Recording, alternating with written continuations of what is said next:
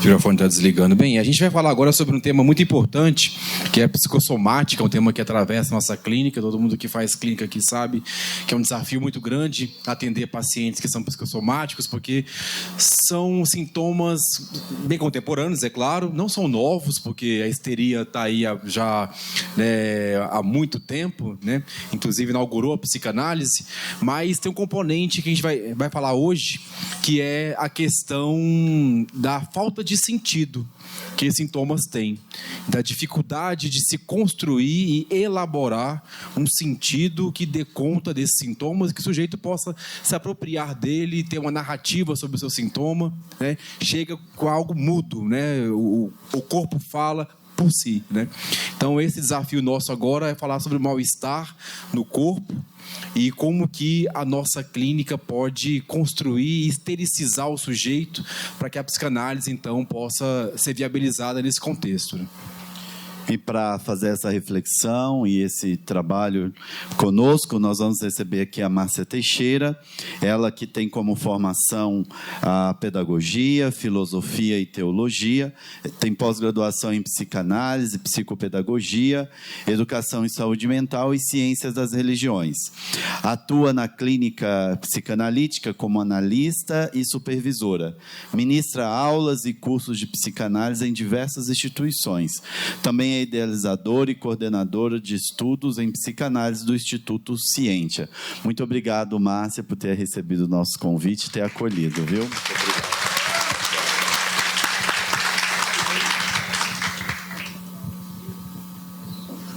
Olá, bom dia a todos. Quero agradecer o... Está funcionando aqui? Quero agradecer ao Flávio, ao Otávio pelo convite. Estou muito feliz de estar aqui nesse congresso, que era para ser realizado em 2020, né? E a pandemia não deixou, mas aqui estamos. E espero trazer para vocês algum conteúdo sobre esse paciente psicossomático, né? Todos somos psicossomáticos, mas existe uma diferença na clínica que eu acredito que será importante para os futuros psicanalistas ou para os atuantes saber sobre esse paciente, que ele é peculiar. E sabendo disso, a gente consegue ajudar melhor, ajudar a gente, cuidado com esse termo, consegue trabalhar melhor essa clínica com esse paciente. Podemos? Eu passo aqui para você. Então, o que é a psicossomática, né? É um termo hipocrático da medicina desde sempre, de 400 anos antes da era atual, né? Que chama-se antes de Cristo, depois de Cristo, né? Mas dessa nossa era comum agora. E já existia esse conceito de psicossomática, que é a manifestação de conteúdos que são emocionais, que são psíquicos, que são conteúdos mentais no corpo. Mas a medicina psicossomática e a psicanálise voltada para esse paciente psicossomático é uma coisa nova, de aproximadamente 100 anos. Em 1918, alguém denomina esse termo, psicossomática, para uma clínica médica, inicialmente, e depois já começa-se um trabalho com esses pacientes. Por quê?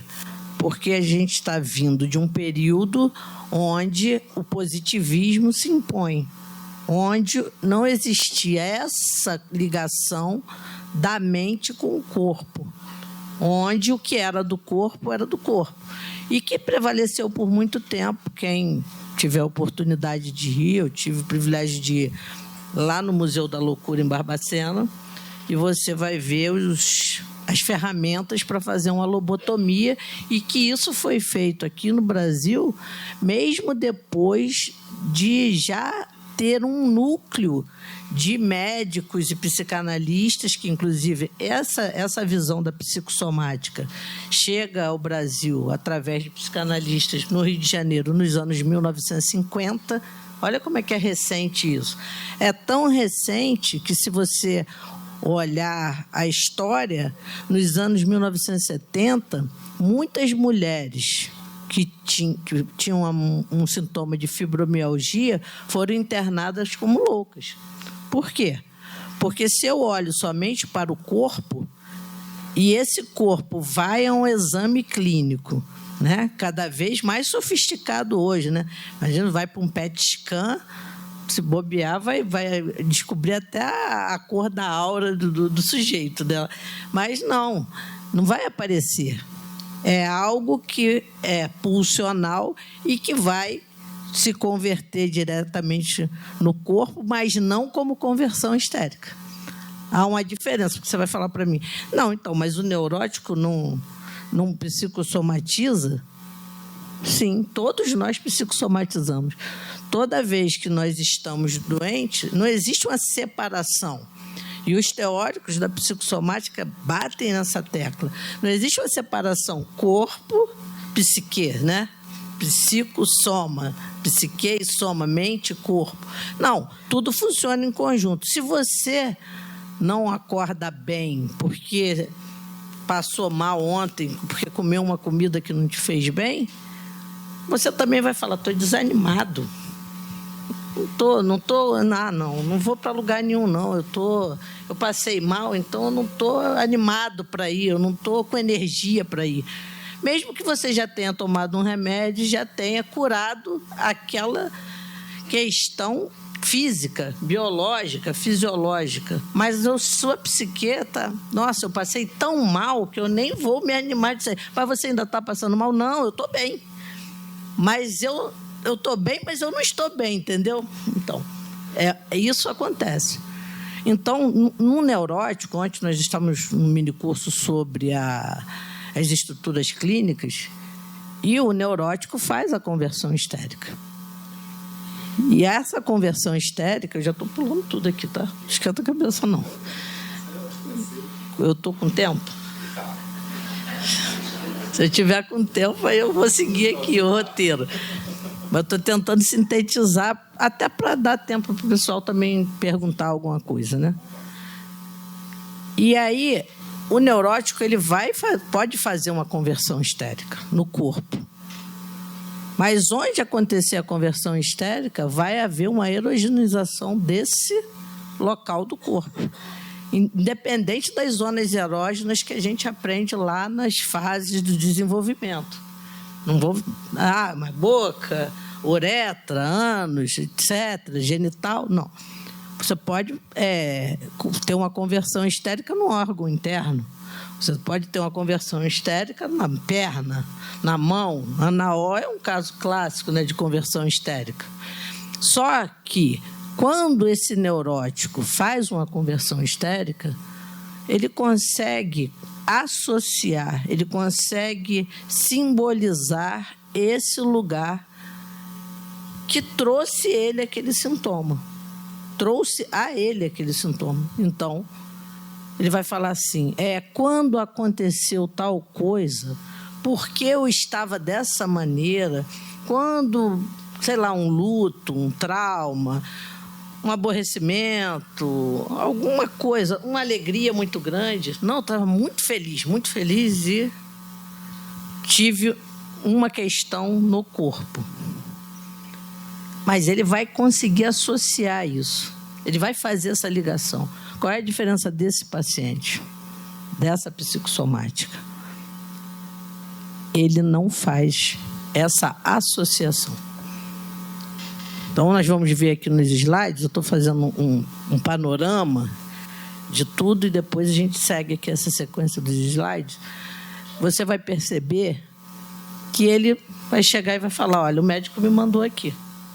Diferente da gente. A gente vai chegar, olha, desculpe, diferente daquilo que a gente encontra no neurótico normal, né? Eu falei lá no curso também isso, né? A gente fala assim, nós, os neuróticos, né? Como ser neurótico fosse a normalidade, fosse... nós estamos acima dos outros. Não, não é isso, não.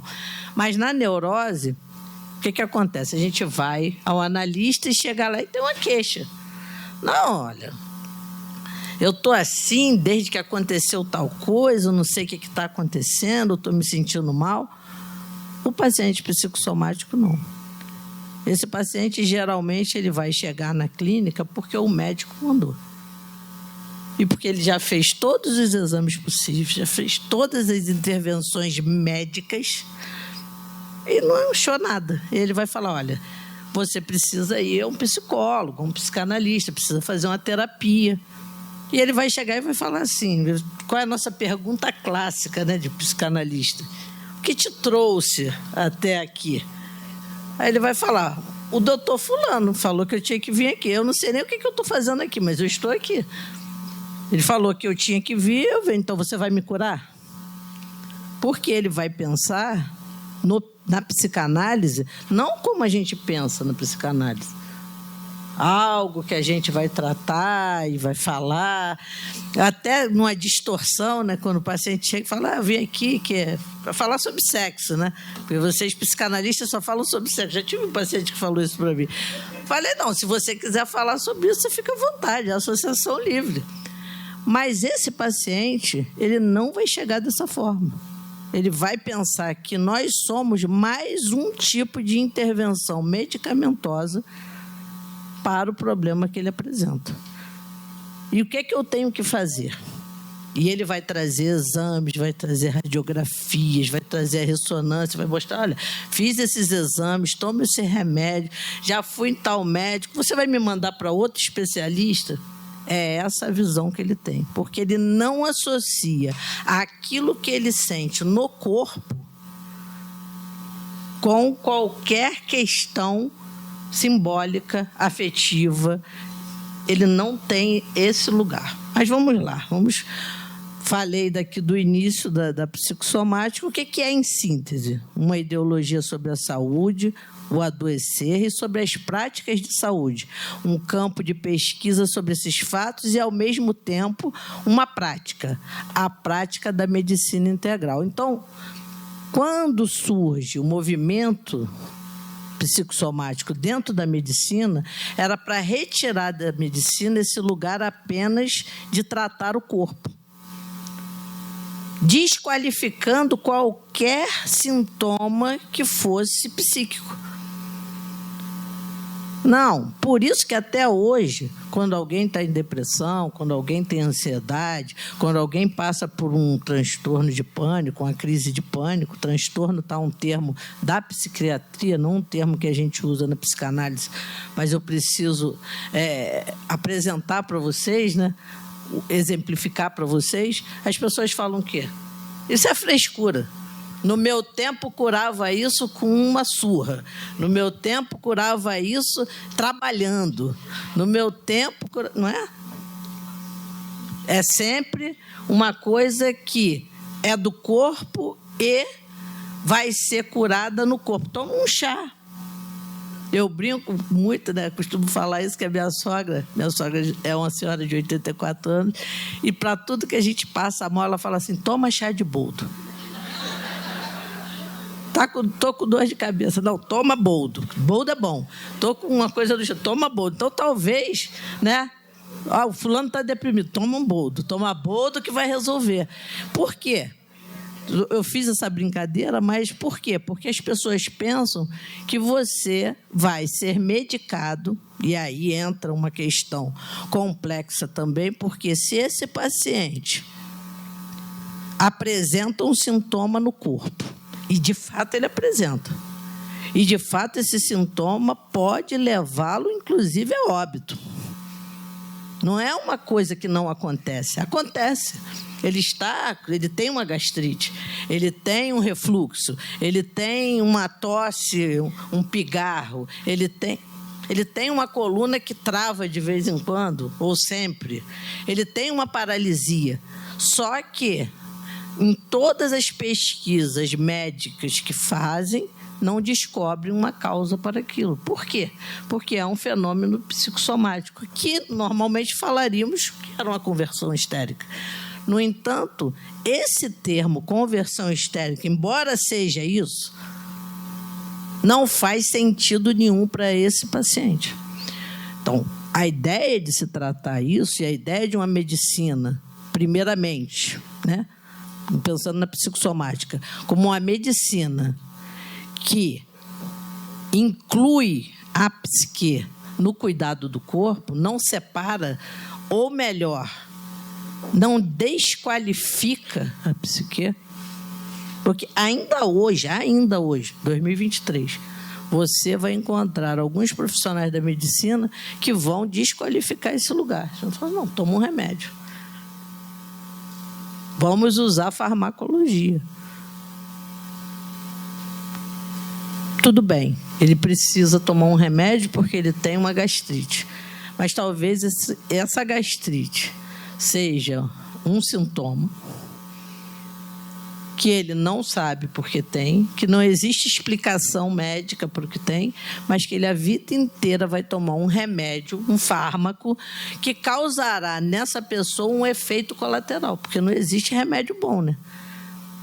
O remédio que não mata é porque a dose é menor do que o óbito, né? Todo remédio que diz curar, mata. O que é que não mata? O que é que diferencia remédio de veneno? A dose. Então, se eu desnecessariamente sou exposto a isso, se um médico que chegar um paciente desse falar assim, não, toma tal remédio, ele satisfaz esse paciente. Esse paciente jamais vai falar assim, não faz sentido nenhum, eu vou procurar uma análise para resolver o meu problema. Porque não ter... Nós, os neuróticos, nós fazemos assim, vamos ao médico. Nós, de novo, ato falho. Nós vamos ao médico. Aí o médico fala assim, tal exame. Ele fala assim, diagnóstico tal. Não, eu vou em outro médico para fazer os exames em outro laboratório para saber se é isso mesmo. Esse paciente vai falar assim, é isso? O que é que eu tenho que fazer para isso? Ele vai acreditar piamente naquilo ali. Então, quando a gente encontra uma medicina humanizada, que encaminha esse paciente, porque veja bem, esse paciente, ele não vai vir primeiro ao analista. Talvez um paciente neurótico que tem medo do médico, ele tem medo de ir a médico. Olha, eu vim aqui só porque me disseram que aquilo você não passa remédio. Eu vim para me defender do médico. Esse paciente, ok. Mas o paciente psicossomático, ele nunca vai chegar primeiro na nossa clínica. Ele vai sempre chegar na clínica médica. Então, se ele encontra um médico que faz uma medicina integral humanizada, que vai encaminhar esse paciente para o psicanalista, ele já está bem amparado. Mas, ao chegar na psicanálise, nós temos duas questões fundamentais aqui. Primeiro, que ele não entende o que está fazendo ali. Segundo, que muitos psicanalistas não entendem o que é esse paciente. E vão querer tratar esse paciente como se trata um neurótico. E não vai fazer efeito nenhum. Porque é outro tipo de construção de clínica. Talvez até o que a gente vá se aproximar de uma elasticidade daquela clínica convencional que a gente está acostumado, né? Na clínica da neurose, geralmente, a gente não interfere no pensamento, na fala do paciente. Obviamente, não é o... Outro dia, uma aluna perguntou, então, porque a psicanálise é aquele negócio que o psicanalista fica e não fala nada. Falei, não é bem assim. Mas, obviamente, a gente privilegia que o paciente faça a catarse, faça a associação livre, que ele apresente o conteúdo e não que a gente diga, olha, eu já sei o que você tem. Esse é o grande problema, né? porque cada paciente único na sua singularidade, seja em qualquer estrutura, seja um paciente que apresente uma psicossomatização nesse sentido. Se você já tem um diagnóstico, Saulo, desculpa, tá?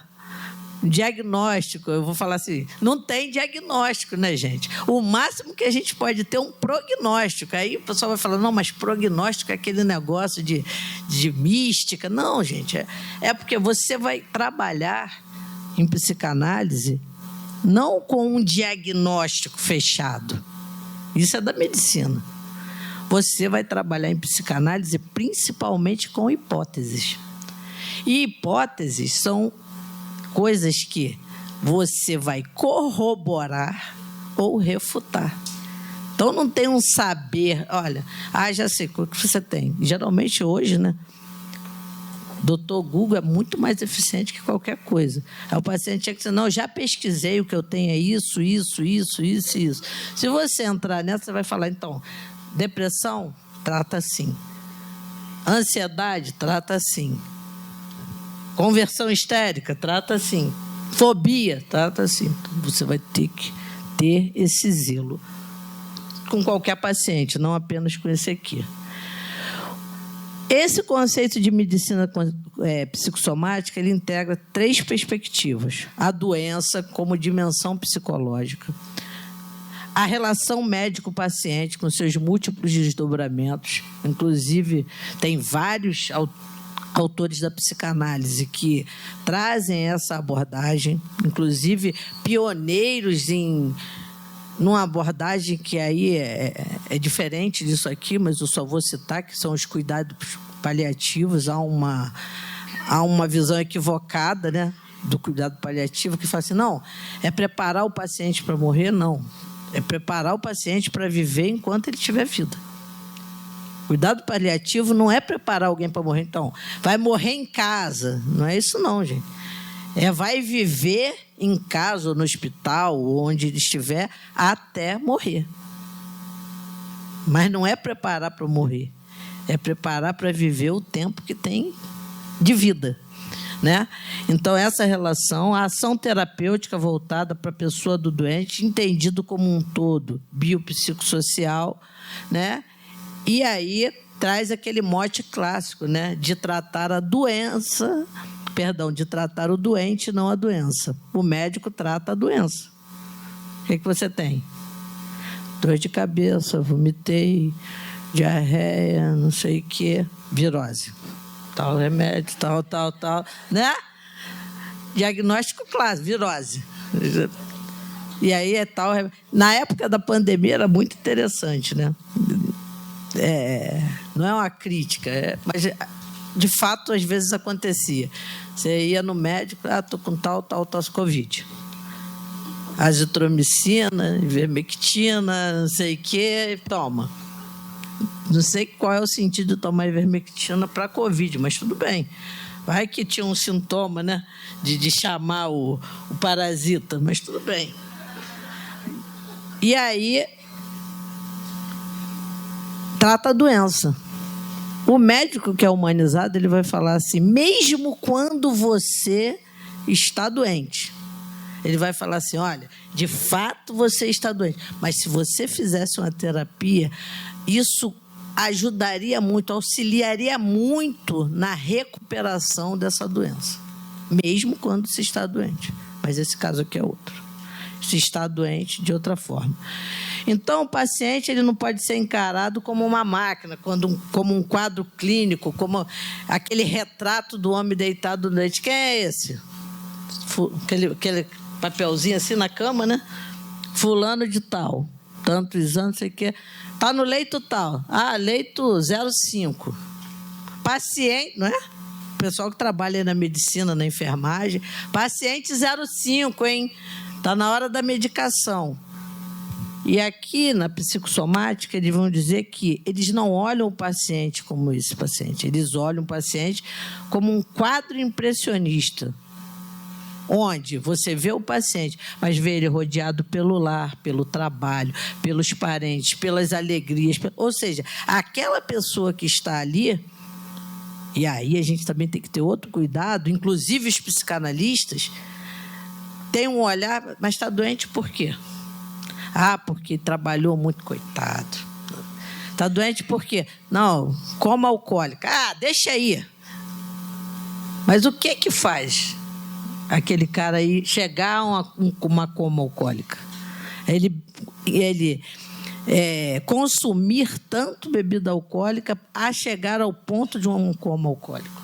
O que faz principalmente um jovem? Qual é o sentido da vida dele quando ele sai para se divertir? Existem vários trabalhos também importantíssimos sobre o alcoolismo que falam isso.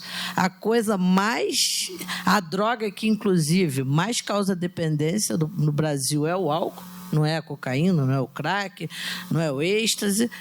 E a última pesquisa que eu vi, 12% da população brasileira é entendida como alcoólatra mesmo, não é consumo social, não. Aí você multiplica isso pela quantidade de habitantes.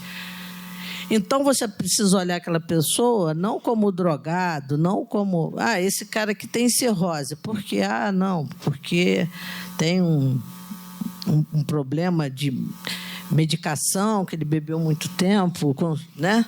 E esse aqui, álcool. Ah, eu vou tratar bem esse, mal esse. Não. Essa visão tem que ser uma visão global. Desse enxergar essa pessoa como sujeito. Por que esse sujeito faz isso com ele? E aí, no neurótico, não é que seja mais fácil. Nada é fácil. Nada é fácil. Não tem almoço grátis, gente. Tudo é difícil. Nasceu, saiu lá daquele quentinho lá, que comia, bebia e dormia, estava quentinha, a temperatura era boa, acabou. Vai lá para o autorrank, né? Trauma do nascimento, pronto, já vai, nasceu, acabou. Mas enxergar esse cara, quem é essa pessoa que está aqui agora? Estou falando da medicina, mas estou falando da psicanálise também. Quem é esse paciente que está na minha frente agora? Qual é o passado dele? O que ele tem para dizer? O que ele traz? Qual é a história de vida dele?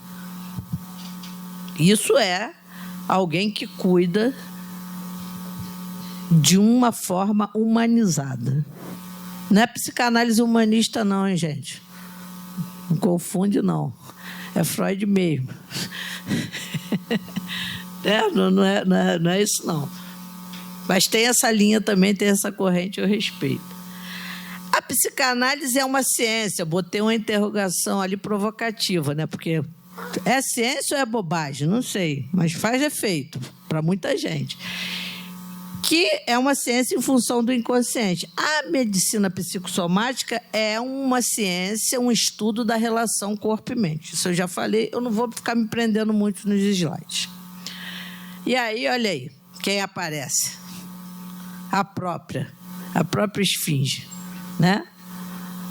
E aí, a gente, olhando esse paciente psicossomático, olha para Édipo. Quando o Édipo chega... Toda aquela história que a moça contou aqui ontem, maravilhosa, né? Contadora de história, está de parabéns. Mas quando ele chega na frente da esfinge, a esfinge tem mais um enigma para Édipo que ele deixa passar. Porque ela fixa no enigma dele uma parte do corpo. Pé. O Édipo é Édipo por quê? Porque ele manca. E a gente só consegue mancar do pé. Não tem como mancar de outro lugar. E ela traz o enigma, né?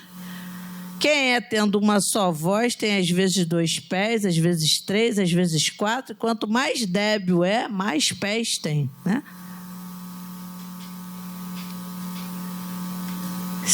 O que a gente faz? Semelhante a Édipo, comparável a Édipo. A gente quer vencer a esfinge. A gente não repara no detalhe. A gente quer vencer. O que é? Não, é um enigma. Se eu decifrar, rei, caso com a rainha, recebo o tesouro todo, estou vindo mesmo desgarrado, tenho que fugir lá daquela situação. Mas o Édipo não observa, né? O engano da vitória que culmina na tragédia. Mas se ele tivesse percebido, tá, o que é isso? Pé, por que fala tanto de pé? O que é que nós, psicanalistas, falaríamos? Quem é esse homem? Quem é? Quem é esse homem que... Talvez ele ia pensar, esse homem sou eu. Esse enigma tem a ver comigo. Por isso que a psicanálise é uma ciência, vamos dizer assim, dos detalhes. O cara falou 50 minutos. Ele fala uma coisa. É como se você tivesse uma pinça e você chegasse... Aí é a pinça que é... Sabe aquelas blusas de linha? Que você passa num lugar e puxa o fio, e vai puxando, e a blusa vai se desfazendo. É esse pensar, é esse detalhe, e é essa indagação. Porque o Édipo fala, é o homem, acabou. Nunca acaba na psicanálise, né? Mas é o homem. Mas quem é esse homem? Por que é o homem? De que forma esse homem lida com esse enigma? O psicanalista ele vai perceber essa dimensão simbólica da existência, né? Não uma visão biológica, fisicalista, do terapeuta biomédico, mas ele vai olhar essa questão simbólica. E aí parece que eu estou falando assim, médico é ruim, psicanálise é bom. Não, só é bom se tiver interdisciplinaridade. Muitas vezes o paciente que chega para a gente, chega numa psiquiatria e vem para a análise e junto com esse trabalho parceiro, multidisciplinar ou interdisciplinar, como quiserem dizer, esse paciente faz um desmame pela medicina, tá, gente? O psicanalista não dá remédio para ninguém, não fala assim, olha... Faz o seguinte, tem metade aqui de um Rivotril, toma só metade, hein? Tu vai dormir bem essa noite. Não é assim, não. Nem psicólogo, nem psicanalista medica. Quem medica é médico. Nem você, tá? Que tem o direito a pegar a receita lá, e aí fala, não, eu tenho, que eu já peguei para 3 meses, depois eu vou lá no meu médico, ele me dá outra receita, vou te dar esse aqui, tem um monte de doutor, né? Medicando. Mas não se contrapõe, elas não se antagonizam, nós não estamos antagonizando. Nós estamos complementando o cuidado desse sujeito que está adoecido e que precisa ser entendido. Não é a patologia em si, é como é feita essa observação. Não é a busca pela doença. É outra coisa que acontece muito na psicanálise. Estou com 3 pacientes em depressão. Eu fico pensando nisso. O seu paciente é classificado, tem uma etiqueta, paciente depressivo, paciente ansioso. Você tem um sujeito na sua frente. Ele não pode ter esse rótulo. Ele é o seu... É melhor... O que é isso, gente? Que absurdo é esse? Mas é para abrir para as perguntas, tá? Tá bom. Mas que paciente é esse? É alguém que você não pode rotular. Eu vou correr aqui, porque o negócio está feio. Então, ele chega desafiando o saber médico e desafiando o saber psicanalítico. Ele não se enquadra. Lá na medicina, ele não tem nada. Ele tem. Ele sente. Mas para a medicina, ele não tem nada. Não, meu filho, não tem nada. Os exames estão todos bons, está tudo 100%. Fala, mas eu sinto dor. Eu não consigo andar, eu estou enxergando turvo. Chega na psicanálise, ele fala, eu não sei o que eu estou fazendo aqui. E ele também dificulta a vida do analista. Esse paciente apresenta um sintoma psicossomático segundo a versão médica e se vê perdido diante de um sintoma que não consegue compreender. Sofre por ele e diz, olha, o seu problema é emocional, procura um psicanalista. Quando esse mesmo paciente chega no psicanalista, ele fala, como eu falei aqui para vocês, que ele está vindo porque o médico mandou, porque outro profissional mandou, porque alguém da família falou. Você já foi em todos os médicos, faz uma terapia, é bom, você vai ver. Aí ele fala, pô, você está fazendo isso há 10 anos, cara. Até hoje não curou, como é que eu vou fazer um negócio desse? Não, eu quero curar isso rápido. E aí, é importante que vocês, analistas e futuros aspirantes a psicanalistas, consigam, nas entrevistas preliminares, nas entrevistas iniciais, reconhecer esse paciente. Que vocês tenham conteúdo teórico e estudo de casos para conhecer quem é esse paciente que está chegando. Se ele é um neurótico, fazendo uma conversão histérica, se ele é esse psicossomático que não faz essa associação simbólica. Então, ele alega com convicção para você, eu não tenho nada na cabeça, que eu tenho no corpo. Você vai me curar? Então, você recebe alguém que não quer estar ali, que não vê ligação nenhuma entre esse corpo que está doente e o emocional. Na maioria das vezes é desprovido de afeto e acha que o que tem para dizer sobre si mesmo não necessita mais do que uma consulta. Daquelas consultas rápidas de plano de saúde, 15 minutos, porque tem outro paciente ali fora esperando, né? Ele não sabe o que dizer a um psicanalista. Ele não vai saber. Eles falam do tratamento. Quando eles resolvem vir, não, tá bom. Como é que é? Eu vou vir. Eu vou vir esse mês conversar com você. Ele chega, fala da novidade, fala do tratamento e é silêncio. Se acontece um lapso, não é seguido de associação. Sabe quando você está com um paciente neurótico? Vamos botar dessa forma, porque para poder separar esse paciente do psicossomático. E ele fala assim, caramba, então é isso? Já viu? Aí fala assim, é isso.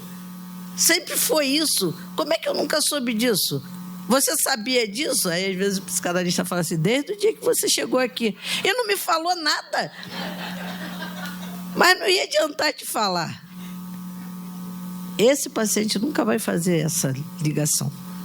Então, por isso que eu falei de uma elasticidade da clínica. Porque com ele, é você que vai ter que auxiliar ele.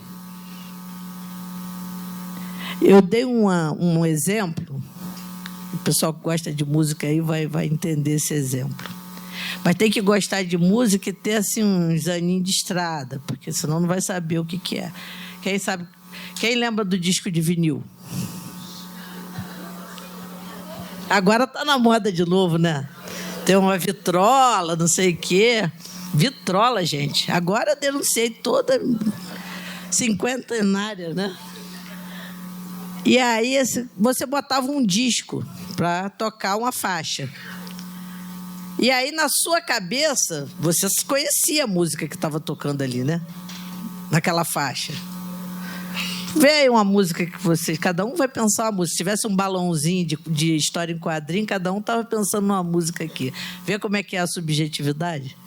Não é igual. Vocês podem até gostar da mesma música, mas vai estar um pensando numa aqui e outra lá. E aí estava tocando. Aí, sabe aquele arranhadinho? Aí fazia... Tim. Não é aquele que ficava... Tem, no mesmo lugar, não. Isso aí tem que assistir o filme do Adam Sandler para poder saber o que é. Voltar para o mesmo lugar já é perverso, né? É aquele arranhadinho do disco que pulava a música. Mas na tua cabeça você fez aqui, ó. Essa linha. Você cantou a música sem pular. Mas a vitrola, ela pulou a música. Aí você fala, tá com defeito esse disco.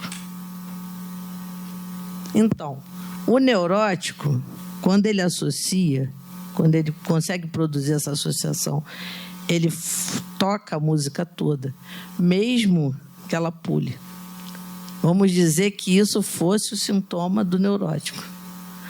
Está aqui pulando, mas eu consigo associar tudo. O psicossomático não. Ele não vai fazer essa ligação. Ele vai parar ali. Ele para no corpo. Ele não vai buscar lá um sentido simbólico para isso. Ele não simboliza a doença dele que está no corpo. Nós, neuróticos, de novo, simbolizamos. Ele não simboliza. Então, o que acontece? Não há afeto, nem representação fantasmática, nem via imaginária. Se lhe sobrevém um acidente de existência, uma perda, um luto, uma licença, ele reage com a doença somática. Só que ele não sabe que ele está reagindo com uma doença no corpo por conta desses eventos. Quem vai fazer a correção aqui da faixa do disco, quem vai fazer a emenda aqui é o psicanalista. Não é que o psicanalista vai fazer isso de uma maneira invasiva, incisiva, mas ele vai falar, mas e a data tal? E no Natal? E naquela festa? Você citou tal coisa. Mas ele vai falar assim, não tem nada a ver. Então, é muito tempo para esse paciente, é muito cuidado, muita ética, muito zelo, para você também não falar para ele, o que aconteceu com você foi isso, não é isso. Mas você precisa trabalhar essas datas importantes da vida dele. É como se você precisasse ajudar ele a construir a história dele. Aí você fala assim, não, mas na clínica da neurose também se faz isso. Então, se faz, mas de uma outra maneira. De uma maneira em que você ajuda transferencialmente o seu paciente a trazer um conteúdo do inconsciente recalcado que ele não sabe que está lá, mas quando esse conteúdo vem, ele reconhece e elabora. Esse paciente não. Você vai ter que construir, é como se você fosse construir uma ponte para chegar até lá. Coisa que você não precisa fazer com o neurótico.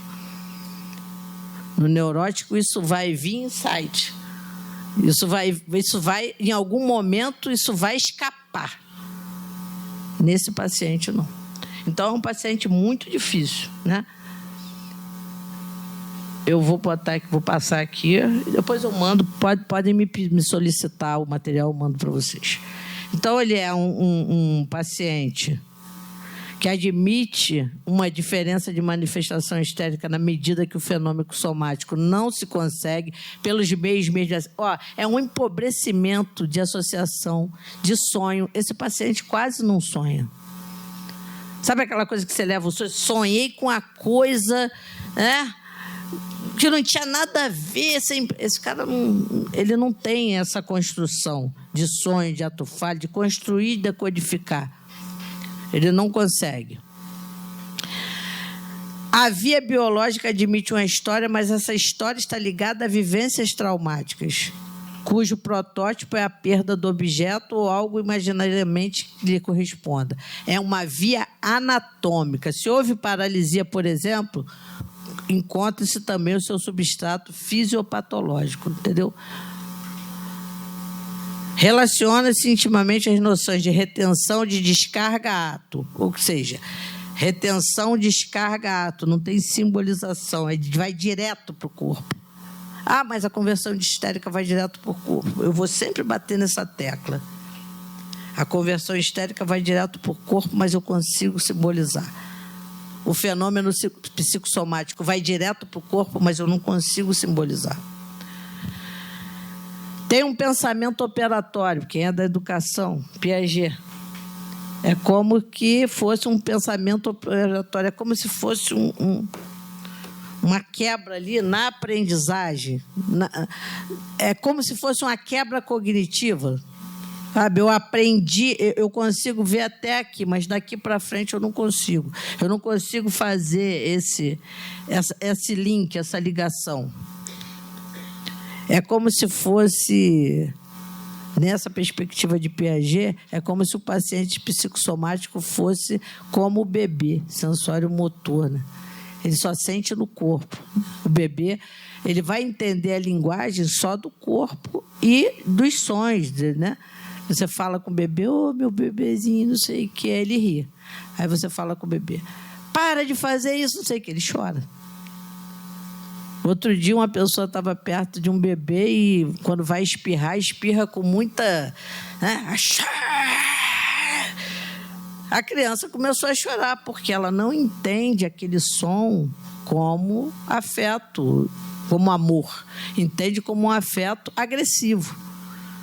Se você passa a mão numa criancinha assim, ela acalma, ela dorme, ela sorri. Se você bater, ela chora. Então, é como se esse paciente só entendesse essa linguagem do corpo. Estou doente. Não, mas você está doente? Não, eu estou doente. O que eu sei é que eu estou doente. Ele não consegue dizer, como as pessoas falam, eu estou doente, mas eu sei o que é isso. Olha, eu estou com uma dor de cabeça agora, mas eu sei, foi aquela coisa que aconteceu, estou estressada.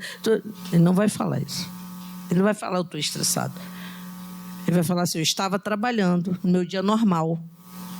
E 0 minuto? E de repente eu fiquei estressada. Vamos lá. De repente, sabe, eu fiquei estressada. Vou pular aqui. Como é esse tratamento? Depois eu mando isso para vocês. Vou para as perguntas. Como é esse tratamento? Eles vão buscar ajuda, mas a gente vai ter que fazer essa ponte. Eu vou só rapidamente, antes das perguntas, dar 2 exemplos aqui. O exemplo da Heloísa, profissional liberal, bem-sucedida. Ela chega ao consultório dizendo ter sido encaminhada pelo doutor fulano, o cirurgião que a operou. Traz seus últimos exames e uma série de radiografia para que as examinemos. Imagina, psicanalista examinando radiografia. Aí diz, doutor fulano, acha que preciso de análises. E o senhor? Também acha? Bom, você é especialista em análise, Otávio. Doutor fulano, que me fez uma cirurgia, que me operou, falou que eu preciso de análise. O que você acha? Aí a pessoa falou, não acho nada, você que tem que achar, né? Então, com esse paciente aí vai ser difícil de dar uma resposta dessa. Exemplo 2. Paulo, engenheiro de uma estatal, chega ao consultório dizendo ter sido encaminhado pelo clínico que o trata de úlcera duodenal há 4 anos. Veja bem, é uma úlcera. De verdade. Após dizer isso, silencia. Então, vim aqui porque doutor fulano me trata de úlcera duodenal há 4 anos. Não, é isso. O médico me trata de úlcera duodenal há 4 anos e falou para eu vir aqui. Eu só tenho isso para falar, não tem mais nada. Silêncio. Pergunto sobre sua vida, sua história e diz-me estar tudo bem. É casado, é feliz com a mulher e um filho, está bem no trabalho, apesar de achar-se excessivamente exigente. Perguntando muito, mas muito mesmo, conseguimos descobrir que quando o processo ulceroso iniciou, Paulo havia recém se formado, começara seu primeiro emprego, recém havia se casado e o irmão havia sofrido um acidente. Então, todos esses eventos, se eu tenho um paciente neurótico, ele fala, acabei de casar. Você não tem noção do que é casar, não. Me enganaram. Eu pensava que era uma coisa e é outra. E eu ainda gastei 50 mil na festa. E ainda falaram que estava ruim. Esse cara aqui, não, ele vai dizer, olha, eu estou tratando há 4 anos de úlcera duodenal. Ele não vai associar absolutamente nada a esse sintoma no corpo dele. É só isso que eu tenho para falar. Eu não tenho mais nada, não sei nem o que eu estou fazendo aqui. Então, é esse o quadro de um paciente psicossomático. Ele quer que você olhe os exames dele, ele quer que você diga como ele se cura. E ele não entende nada, absolutamente nada, o que ele foi fazer ali. Já que você nem é médico. Mas você é médico? Não, eu sou professor de filosofia. Meu Deus, o que eu estou fazendo aqui? Né? Porque o psicanalista nem sempre é médico ou psicólogo, e Freud falou que era bom que não fosse mesmo. Né? Para não ter o quê? Justamente o que pode atrapalhar esse cara aí. O furor curante. Senão você vai querer curar um cara que nem sabe o que tem e nem sabe que aquela doença no corpo dele é por conta disso. Parei.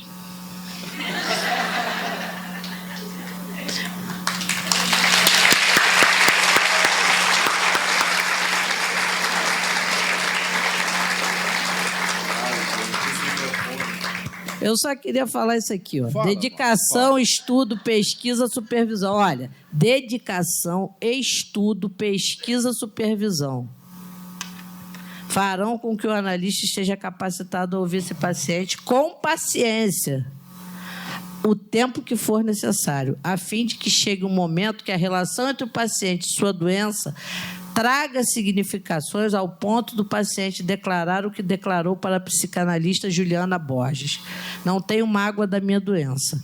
A doença me fez ver o que eu estava fazendo comigo, com o meu corpo. Então, isso é muito importante, porque essa pessoa não sabe o que ela está fazendo por conta da sua psique com o seu corpo. Ela faz tudo para curar isso no corpo. Ela procura os melhores médicos, ela vai ter o melhor plano de saúde. Ela vai pagar aquele cara que alguém falou, esse cara aqui...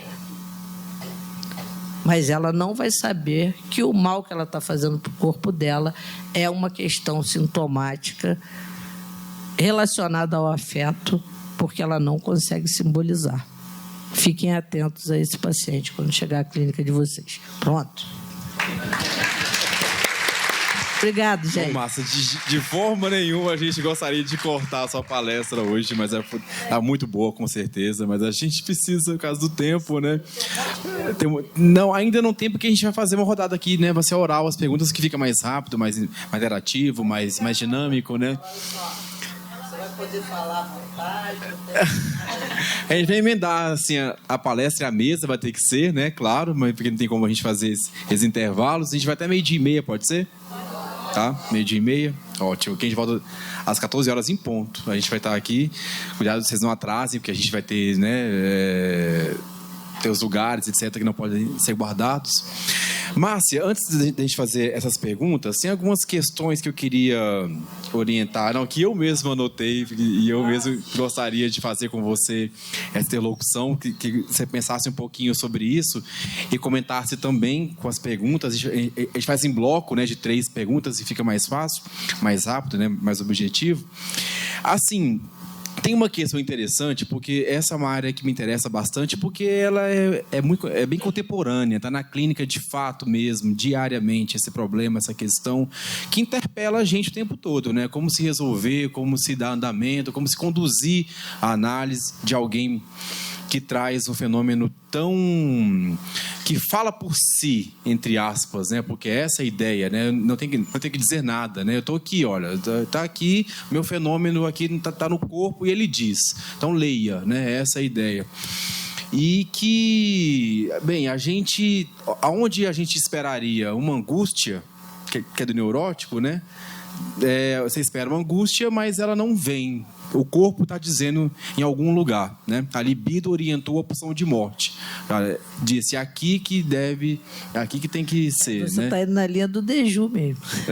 Né? É que eu gosto. Exato, né? Que é a libido que faz isso. É a opção de vida que diz, né? Você nesse lugar aqui que você vai, que a opção de morte vai tocar para que você não se destrua como um todo, né? Então, ela orienta e agrega, né? E é um marco reflexo, né? Porque a pessoa não espera, não chega a angústia, né? Vem a angústia, ela rapidamente já vai para a psicossomática, ou drogadição, ou alcoolismo, né? Ou seja, não tem essa elaboração ou perlaboração, que é um caminho, né? Não tem um caminho para isso. É um marco reflexo mesmo, né? Você tem angústia, já vai logo para ou drogadição, ou a psicossomática, né, sem elaborar a angústia, sem que ela possa ter um lugar nessa cadeia significante, nesse espaço simbólico, né, que ela possa ter realmente aí algo que tenha um sentido, né? Mas sobre a histeria, né? Por que eu volto na histeria como uma questão que acho que é interessante para se pensar a psicossomática? Porque realmente não se pensa em causação direta. Eu acho que isso em psicanálise, não só em psicanálise, né? A gente que trabalha também com psicologia social e outras áreas que lidam com essas premissas, né? A causação é algo muito fechado, muito restrito, muito específico, né? E quando você isola ali um fenômeno muito especificamente, né? Quando você fala em algo que causa, porque essa é a ideia que você tem, né? Eu tenho uma dor de cabeça porque tenho essa causa aqui em específico que gerou a dor de cabeça, uma regressão, né? Na ideia da psicanálise, se a gente puder fazer, né, sendo bem amplo nesse sentido, essa articulação aí com a estatística, né, a gente tem uma correlação, talvez, assim, por conta da associação, né, porque você está associa livremente o seu sintoma, ou seja, vai falando sobre ele e vai ligando uma cadeia a outra, um significante a outro e formando uma cadeia, e você forma um sentido, né, e você livremente vai associando. No caso da histeria, ela vai questionar o médico. Ela vai dizer, olha, você não dá conta de mim, né? Você não consegue. Ela vai gerar nele... Foi o que a Ana O fez com o Brian, né? Exato, né? E fundou a histeria, no caso da psicanálise. Vamos lá. Né? Aí ele vai e coloca o Freud. Ela faz aquela transferência erótica, tudo para evitar esse... Sim. A chegada nesse lugar, né? Sim, exatamente, né? Então, acho que talvez a psicossomática, nesse ponto de vista da histeria, seja um caminho. Por quê? Porque o que eu tenho? Né? Ou seja, estou te questionando como médico, analista, etc., nesse lugar de supor saber, né? O que eu tenho, então, assim? Ou seja, você não sabe de mim, você não dá conta, o sintoma está aí, está dizendo. Então, né? Cadê? Dentro disso que você está questionando, eu passei até para o Saulo o livro, depois eu passo para vocês. Tem um livro do Deju sobre a psicossomática, que ele traz alguns casos clínicos. Tem um caso que chama o Senhor Cavalo, que ele denomina assim, porque o paciente era um açougueiro que vendia carne de cavalo na França, né? E esse paciente... Um paciente, porque eu digo assim, clássico psicossomático, ele chega com diagnóstico de um aneurisma prestes a explodir na cabeça dele, né? Com várias questões no corpo, dificuldade de visão, dificuldade de locomoção, problemas sociais, porque... Não porque ele não goste de estar com as outras pessoas, mas a visão dele atrapalha se ele estiver num lugar muito iluminado, se ele estiver num lugar que muitas pessoas falam, ele fica com uma perturbação. E ele está diagnosticado pelos melhores exames, melhores laboratórios de imagem, um grande neurologista que está tratando ele, e aparece lá esse aneurisma. E aí ele vem e fala, olha... Estou aqui, não sei nem por que eu vim, faz parte do tratamento, eu estou aqui, era um paciente do serviço público, né? E ele vai, e aí ele tem que vir de outra cidade, e aquilo cansa muito ele reclama muito. Com esse paciente, o Deju usa um método que ele chama de paraexcitação. Então, imagina, ele fala assim, como é que um psicanalista recebe um paciente que fala assim, olha, eu estou com um problema neurológico que eu posso morrer a qualquer momento. Quando eu me estresso muito, eu pioro. Como é que a gente faz um confronto com esse paciente, né? Como é que a gente faz uma devolutiva? Então, o Deju fala, eu trato esse paciente, mas ele faz isso deliberadamente, propositalmente, eu trato esse paciente com a paraexcitação. Então, o paciente fala... Ele falou, numa das poucas vezes, ele falou, eu só consigo ter alguma aliança com esse paciente, porque uma vez ele sorriu para mim, ele chega e fala do seu dia, da sua vida, etc. E o Deju faz... ouvir aquele cara, só. Ele não tem nenhum aprofundamento sobre aquele paciente, sobre a vida dele, sobre a família dele. Isso que a gente vai, aos poucos, na análise falando, fala sobre sua vida e o cara... Não é que você fale sobre sua vida. O paciente vai falando, aconteceu isso, tem isso, também lá atrás. Esse paciente vai falando, eu não vou no supermercado com a minha esposa, tem não sei quantos anos que eu estou meio impotente por causa dessa doença, eu não consigo ter relações sexuais com ela, eu gosto muito de beber vinho, beber socialmente não consigo. Ele vai falando daquilo que é a rotina dele. Nada... E vai se passando o tratamento, a proposta são 6 meses de tratamento, e, de repente, esse cara começa a partir de ir lá e falar, ele falou assim, eu me prestava a ouvir aquilo que era conveniente para o paciente falar comigo. E aí, no final, esse cara já está dirigindo, esse cara muda de profissão.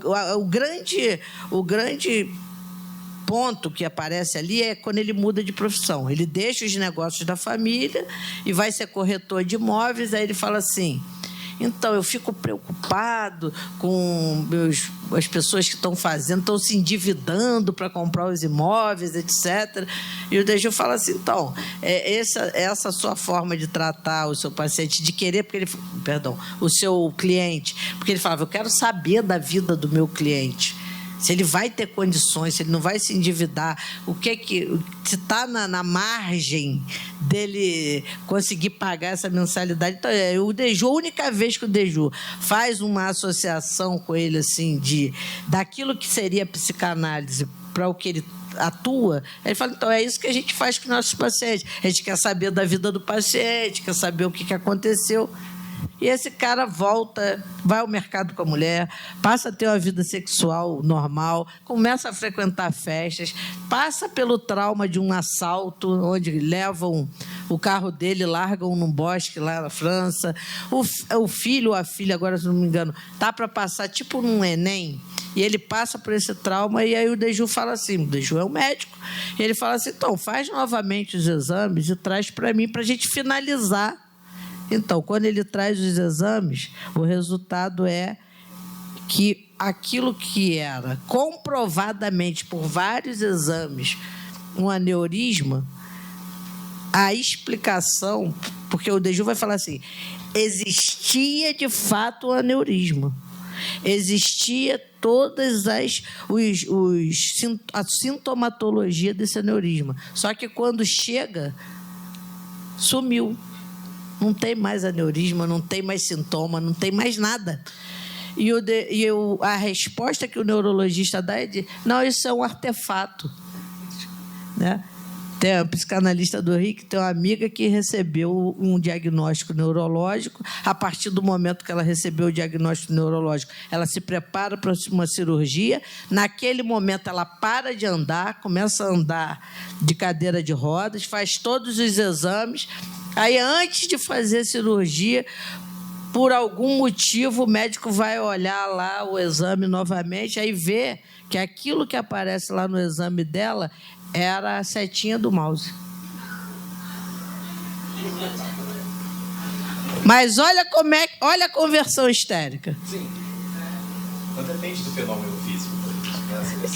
Então, esse paciente, só que, por exemplo, essa moça, vamos dizer, talvez se ela fosse no hospital, num psicanalista, ela fizesse uma associação, porque ela pensava que tinha aquele problema, ela sintomatologizou no corpo e fez uma conversão histérica, parou de andar, começou a enxergar mal. Mas esse paciente, ele sai desse diagnóstico de doente para o da cura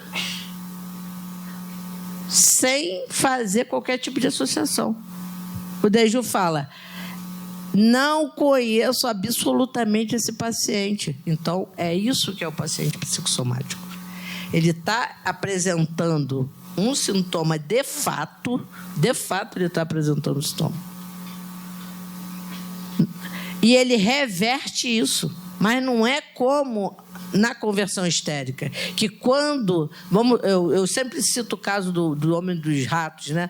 O Homem dos Ratos está lá com a neurose obsessiva, está com a fobia, está com a conversão histérica, e aí ele está ali na análise com Freud. Quando ele chega naquele evento, que o pai bate nele, e o pai dá a sentença para ele, que ou ele vai ser um grande homem, ou ele vai não ser nada na vida, vai ser ninguém na vida... A partir do momento que ele faz essa elaboração, todos os sintomas somem. Então, ali é uma conversão histérica, ali é uma neurose. Mas, no caso que o Deju traz, o paciente não faz isso absolutamente. Ele simplesmente aceita o diagnóstico. Eu estava doente com aneurisma, que eu ia morrer daqui a 3 meses? Tá. E agora? Eu não estou mais, não. E ele, inclusive, fala assim, você viu o que deu no resultado dos exames? Sabe o que eu acredito que seja? Os remédios fizeram efeito. Entende, gente? Então, não tem como. O cara vira para o DG e fala, realmente os remédios fizeram efeito.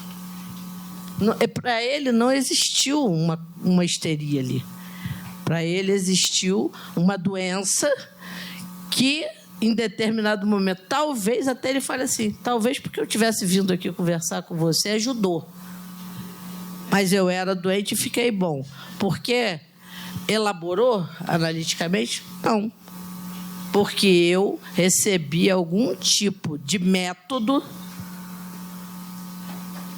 que fez eu curar. Algum tipo de método que ele entende como remédio. Ele não entende como análise, como elaboração. Depende de quem também deu o remédio, né? Porque, na verdade, essa transferência ela não precisa, né, necessariamente de algo elaborativo, no sentido analítico, né? Mas é a transferência, né? Aquilo que a pessoa recebe de quem deu o remédio. Eu recomendo esse livro. Tem esse caso e tem o do senhor automóvel, tem um caso de uma moça também, Juliana. Muito interessante esse livro do Deju. E vai nessa linha, porque o Deju vai defender que esse sintoma, esse fenômeno, melhor dizendo, psicossomático é derivado da pulsão de morte. Outras escolas, como Lacan, como a Escola de Chicago, como a Joyce McDowell, como o Grodeck, como Pierre Marty, como o Jacques Alain Millet, ele vai dizer, vão cada um por uma corrente teórica, mas especificamente quem fala sobre pulsão de morte é o Deju. Sim. Deixa eu ler aqui. É esse aqui? Não é esse não. Deixa eu ver aqui. Já falo agorinha para vocês. Agora. Teve uma menina que me pediu ontem e eu mandei para ela, Vanessa. Repressão e subversão em psicossomática. Pesquisas psicanalíticas sobre o corpo, do Christophe Deju. Repressão e subversão em psicossomática. Esse aqui, ó. Depois a gente pode passar. Não é um livro fácil de achar, não. Você vai achar em sebo, na estante, entendeu? Mas é interessantíssimo. Para quem quer conhecer sobre psicossomática, e esse livro que ela mostrou também é bom, tem muitos outros livros, eu posso até mandar as indicações para vocês. Manda sim. Márcia, muito obrigado pela sua participação, uma salva de palmas para a Márcia. Hoje vieram bastantes pessoas lá do Rio de Janeiro, já inscritos desde 2019, né? Muito obrigado por sempre estar com a gente.